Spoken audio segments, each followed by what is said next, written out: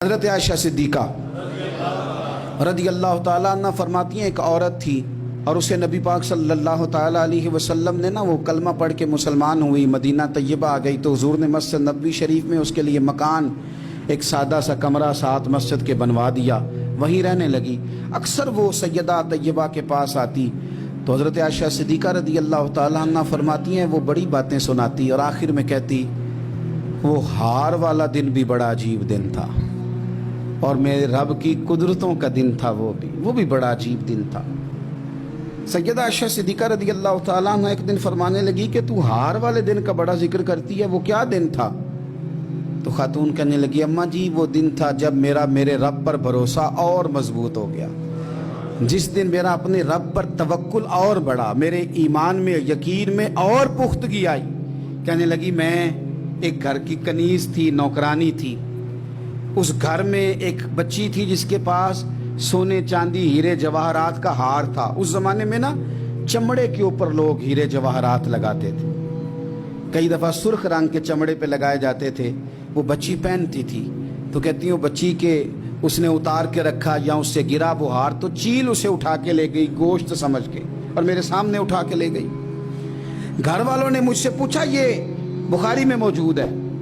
گھر والوں نے پوچھا مجھ سے کہ وہ ہار کہاں ہے تو میں نے کہا چیل اٹھا کے لے گئی۔ گھر میں کچھ چوری ہو جائے تو سب سے پہلا الزام کس پہ لگتا ہے؟ ملازمین پہ۔ کہتے انہوں نے مجھے بڑا مارا، بڑی تکلیف تھی، حتیٰ کہ میری شرمگاہ تک کی تلاشی، میری عزت اتنی خراب کی میں بتا نہیں سکتی۔ میں نے اپنی زندگی میں ایک واقعہ دیکھا، ایک امیر گھر میں چوری ہو گئی، ملازم کو اتنا مارا کہ وہ چارپائی پہ پڑ گیا، پولیس والوں سے اتنی مار پروائی گئی کہ وہ بیچارہ چارپائی پہ پڑ گیا اور پھر وہ اتنا بیمار ہوا اور کچھ دنوں کے بعد پتہ چل گیا کہ چور تو اپنا بیٹا ہے ان کا، پھر اس کا انتقال ہو گیا۔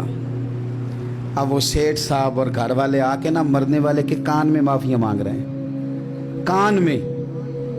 تو میں نے ان سے پھر کہا تھا کہ یہ تو اب چلا گیا ہے، تمہارا زور چلتا تھا نا تو تم نے قانون خریدا اور تم نے اسے جتنا ہو سکا تم نے اسے مار پڑوائی،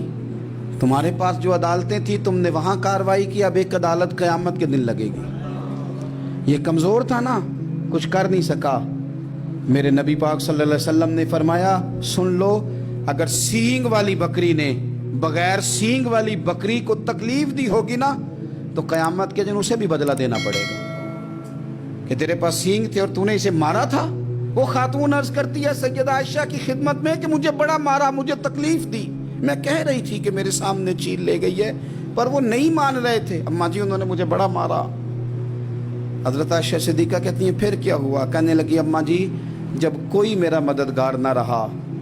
مجھے تکلیف دے رہے تھے، رسوا کر رہے تھے، تو میں نے اپنے رب سے مدد چاہی، میرے رب کی طرف میں نے توجہ کی، میں نے کہا مالک اب تو ہی میرا مددگار ہے۔ کہتی ہے وہ مجھے مار رہے تھے تو وہ چیل جو ہار لے گئی تھی وہی لے کے واپس آ گئی اور ہمارے سروں کے قریب لا کے اس نے جب اس ہار کو پھینکا، وہ مجھے چھوڑ کے سائیڈ پہ ہوئے، وہ میری بے گناہی جان گئے،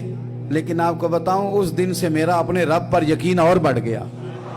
مجھے سمجھ آ گئی کہ جب انسان پورا ٹوٹ جاتا ہے